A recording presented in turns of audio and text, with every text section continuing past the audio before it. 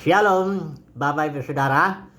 Kita teruskan renungan kita masih dengan tema besar mencoba mendefinisikan umat kerajaan itu seperti apa.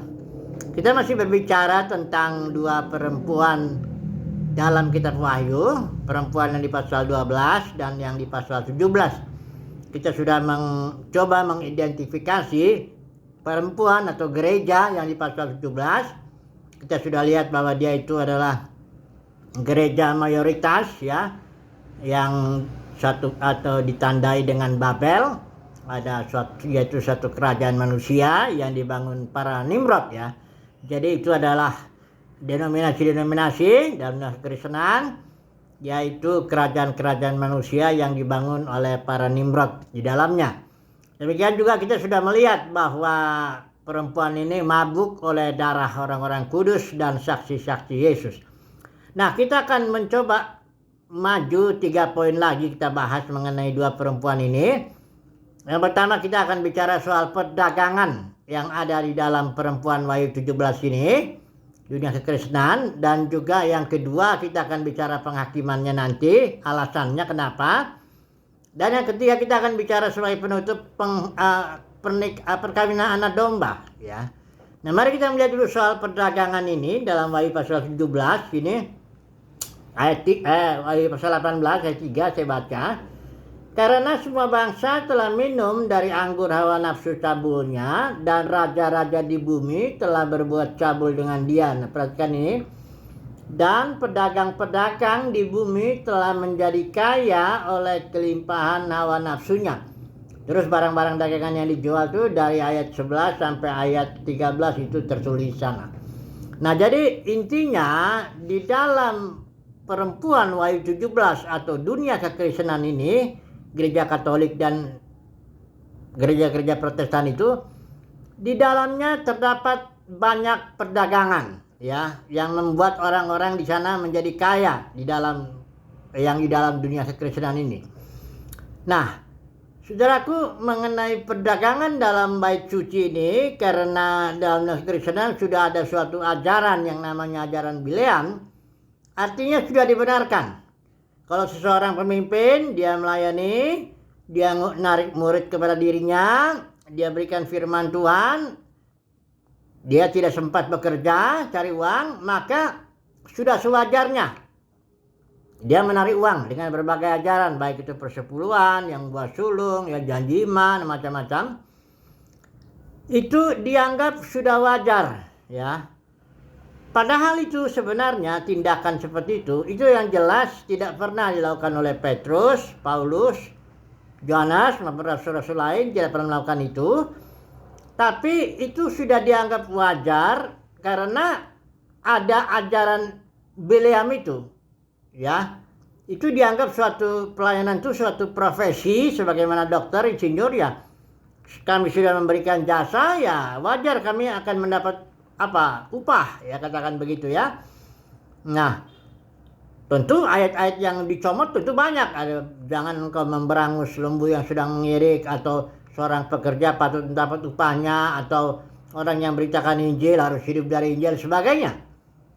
Nah, itu perdagangan seperti itu hanya bisa dilihat, ya dosanya dagang itu ya, itu hanya bisa dilihat oleh orang yang di luar itu, yang tidak melakukan, yang tidak terlibat dalam perdagangan itu. Kalau orang-orang di dalamnya, dia tidak bisa melihat lagi. Contohnya, perdagangan di bait suci Yerusalem waktu zaman Yesus itu ketika Yesus belum datang, itu di sana perdagangan biasa-biasa saja. Orang Farisi menjual lembu-lembu, domba, apa semua ya, di pelataran bait suci itu untuk alasannya yang mempermudah, karena orang Israel 3 kali setahun harus datang ke Yerusalem, harus memberikan persembahan. Nanti kalau dia bawa dari jauh kan susah bawa domba-domba itu semua, apalagi ya repot lah ya. Udah gitu supaya gampang juga, karena mata uangnya beda, ya dia bikin di situ money changernya ya. Semuanya kelihatan dalinya pelayanan ya. Tapi sebenarnya ahli Taurat orang Farisi itu cari untung daripada pelayanannya itu, yaitu dia bilang begini, kalau domba, lembu, apa semua yang di pelataran bait suci ini sudah kami periksa dan sudah tahir. Kalau kamu beli di luar sana, kami nggak jamin apakah sudah itu tahir atau tidak. Nah, jadi orang yang melayat datang ke Yerusalem itu, ya mereka lebih senang lah, lebih bagus lah kami beli yang di sini. Tapi harganya lebih tinggi. Disinilah para ahli Taurat orang Farisi mengambil untung ya dari pelayanannya itu, ya. Tapi itu semuanya tidak ada yang merasa terusik, nggak ada yang merasa terganggu dengan hal itu. Namun ketika Yesus datang, barulah Yesus melihat bahwa bait suci sifat dasarnya berubah karena adanya perdagangan. Yang tadinya bait suci itu rumah Bapa berubah menjadi sarang penyamun.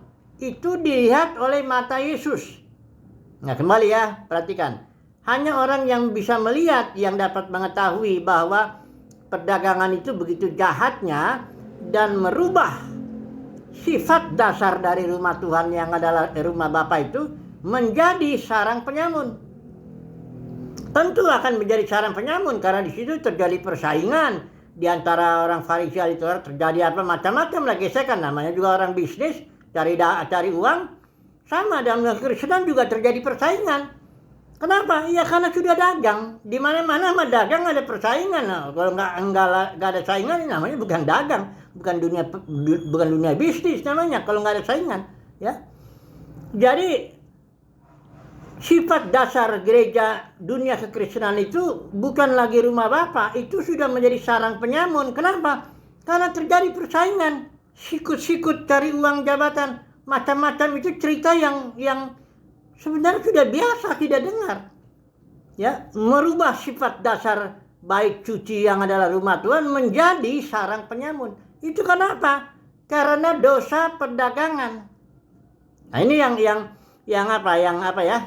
yang hanya bisa dilihat oleh orang luar lah, ya. Umat kerajaan yang di luar itu, yang tidak ambil bagian dalam perdagangan itu, dapat melihatnya dengan jelas bahwa itu dosa parah sekali, ya, perdagangan itu. Kalau seorang khotbah ya menyampaikan dia menjual jasa, ya, kalau dagang kan nggak harus jual barang kan, jual jasa. Ya, ilmu teologi didagangin, khotbah apa semuanya, dan dia dapat uang. Itu dianggap normal, tapi itu perdagangan yang merubah sifat dasar bait suci atau rumah Tuhan itu, tadinya rumah Bapa menjadi sarang penyamun, ya. Nah, inilah yang kita lihat, ya, dosa akibat perdagangan itu. Nah, kemudian poin kedua yang kita mau baca, penghakiman. Ya, tentu kita lihat di pasal 18 itu Babel akan dihakimi, ya, dan tidak akan bangkit lagi, ya. Nah, namun dikatakan alasan penghakiman itu, mari kita lihat baca ya pasal 18 ayat 20. Dikatakan sini, bersukacitalah atas dia hai sorga, dan kamu hai orang-orang kudus, rasul-rasul dan nabi-nabi. Ini kesepercayaan lain, ya, karena Allah telah menjatuhkan hukuman atas dia atau penghakiman atas dia karena kamu. Jadi penghakiman atas dunia kekristenan itu dilakukan karena umat kerajaan ini yang tidak ambil bagian dalam perdagangan itu, yang tidak menjadi kaya daripada pelayanannya itu, ya, yang tidak bermain-main cari untung dari pelayanannya itu, ya.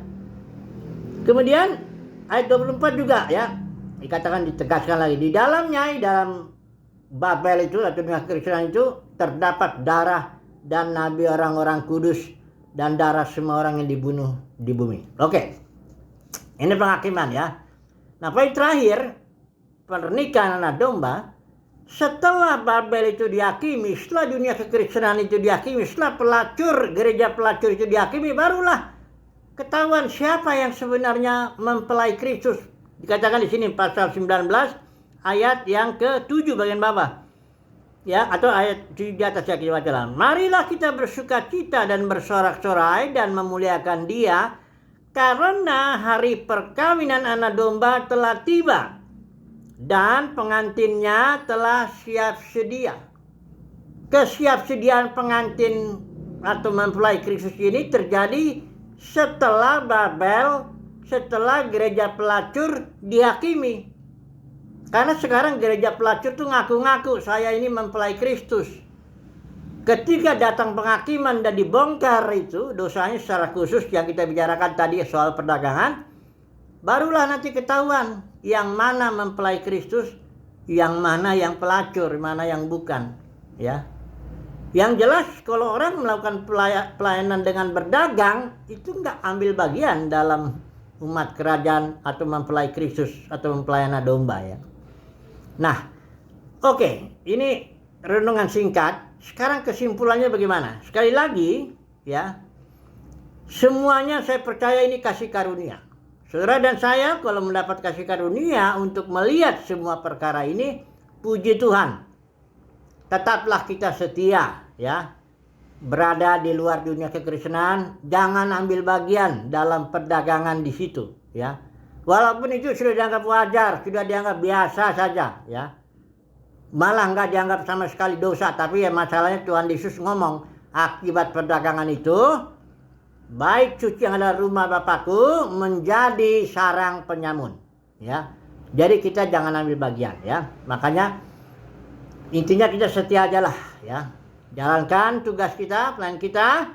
Nanti pada waktunya ketika kedatangan Tuhan, biasa disebut 2 kali, ketika dia menghakimi gereja pelacur, barulah ditampilkan di situ yang mana mempelai Kristus itu. Perkawinan anak domba nanti telah tiba. Semoga saudara saya menjadi bagian daripada mempelai anak domba itu. Haleluya. Amin.